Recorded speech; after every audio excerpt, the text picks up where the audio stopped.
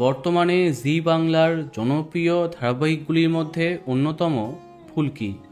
ধারাবাহিকে একের পর এক নতুন চমক আসতেই থাকে, যার ফলে প্রত্যেক সপ্তাহে সেরা 2-3 দীর্ঘ সময় ধরে রাজ করছে।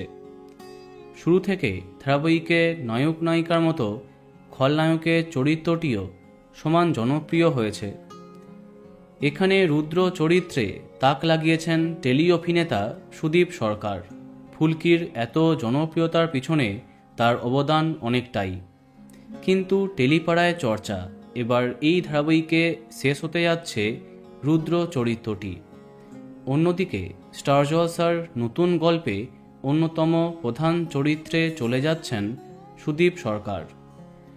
সম্প্রতি ফুলকিতে দেখা যাচ্ছে নকল রাজা সেজে রাজবাড়িতে আশ্রয় নিয়েছে রুদ্র, আর সেটা ধরে ফেলে ফুলকি।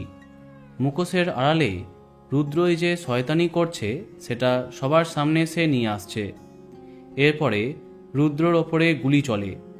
এমন সময় অভিনেতা জানিয়ে দিচ্ছেন এবার থেকে স্টার জলসার নতুন গল্প রাজেশ্বরী রানী ভবানীতে আগমন হচ্ছে তার।